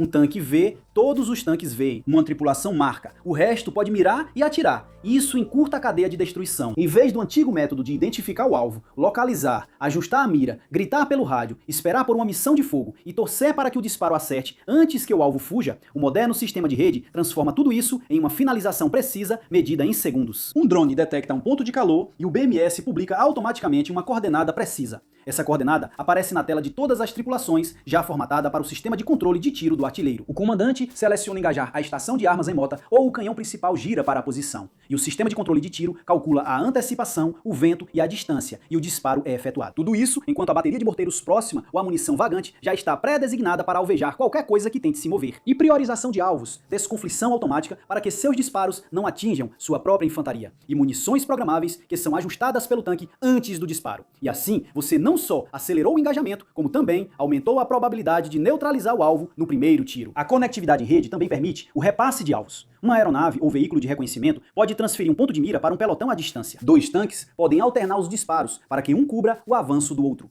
Nós de guerra eletrônica podem cegar temporariamente os sensores inimigos, exatamente quando você avança pelas brechas deles. O que antes eram 4 duelos distintos se torna uma batalha coordenada, mais rápida, cirurgicamente precisa e muito mais letal para quem ainda acha que pode se esconder atrás de uma SEB. Então sim, a conectividade em rede importa. É algo realmente importante. E como costumamos dizer, prevemos que isso só vai crescer ainda mais, tanto à medida que sistemas avançados se tornam mais comuns, quanto com o lançamento constante de sistemas cada vez mais avançados. Embora, é claro, toda essa discussão parta do pressuposto de que os MBTs ainda serão relevantes até lá, já que há quem acredite que, assim como o cavalo em 1914, o MBT está prestes a se tornar obsoleto de forma repentina e imediata. Aqueles que acreditam nisso argumentam que a relação custo-benefício que manteve o tanque em operação durante o último século e pouco deixou de funcionar. Drones baratos e munições de ataque por cima estão destruindo veículos blindados caríssimos, e por isso o futuro está em enxames automatizados e não em brutamontes de 70 toneladas. O ex-CEO do Google, Eric Schmidt, foi uma dessas pessoas a defender exatamente esse ponto, dizendo abertamente que drones em rede com IA tornarão os tanques inúteis e pedindo aos Estados Unidos que deixem seus blindados pesados envelhecerem e os substituam por sistemas não tripulados. E embora seja muito fácil e de fato sensato perceber que um cara da tecnologia pode ter interesse próprio em promover essa ideia,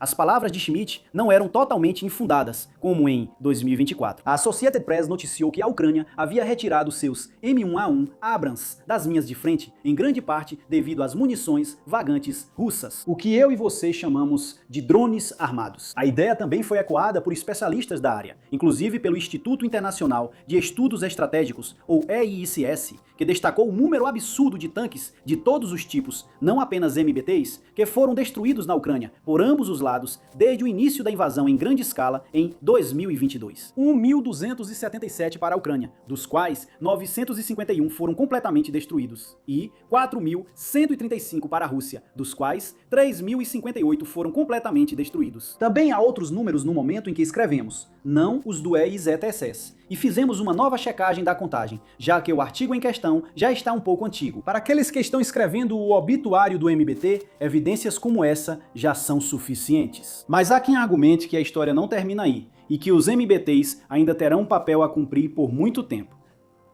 Principalmente, essas pessoas argumentam que a plataforma em si não está obsoleta, mas sim a forma como ela tem sido usada com frequência. Eles apontam que os tanques continuam sendo a única maneira de fornecer poder de fogo móvel, sob fogo inimigo, com linha divisada, e depois manter o terreno que conquistam. Para dar um nome a essa opinião e desenvolvê-la um pouco mais, Justin Bronk, do Royal United Services Institute, enfatizou que o tanque não está obsoleto e que as maiores perdas da Ucrânia foram resultado de táticas ruins e manobras mal executadas. Não é é prova de que os blindados como classe estão acabados. O veterano estrategista Lawrence Friedman discorda dessa ideia, afirmando que os drones não tornaram os tanques obsoletos. Eles só tornaram obsoletos os blindados usados de forma impensada e sem apoio. Depois há Michael Kaufman, que acrescentou a perspectiva de quem atua na prática, argumentando que os tanques continuam sendo uma necessidade no campo de batalha, especialmente em combates urbanos, porque nada mais combina proteção, poder de fogo e mobilidade no mesmo pacote. O segredo é usá-los sob uma cobertura adequada de infantaria, artilharia, defesa aérea e guerra eletrônica, em vez de simplesmente colocá-los na linha de frente, às cegas, em zonas de morte. O apoio a essa posição vem não apenas de especialistas, mas também de dados concretos e de decisões de compra. O próprio escritório de testes do Pentágono relatou que o sistema Trophy APS, quando instalado em um Abrams, interceptou a maioria das ameaças durante os testes operacionais. Linguagem burocrática e seca, com certeza, mas com grandes implicações, pois são resultados como esse que levaram diretamente ao desenvolvimento do futuro M1A3 Abrams. Qual posição está correta, afinal? Bem, essa é uma pergunta que só o tempo e, infelizmente, a próxima guerra vão responder. O que podemos dizer é que a questão chegou a um ponto de inflexão. De um lado está a obsolescência,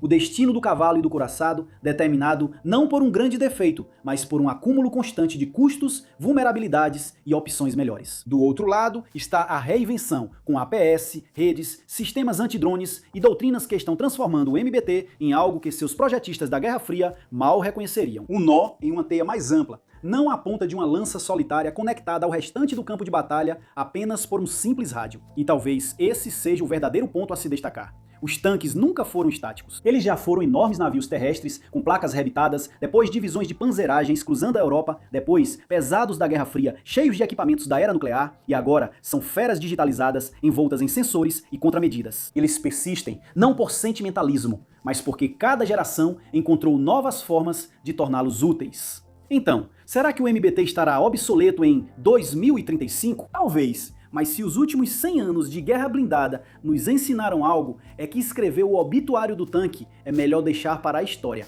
E que a história costuma fazer de tolos aqueles que tentam prevê-la cedo demais. Obrigado por assistir.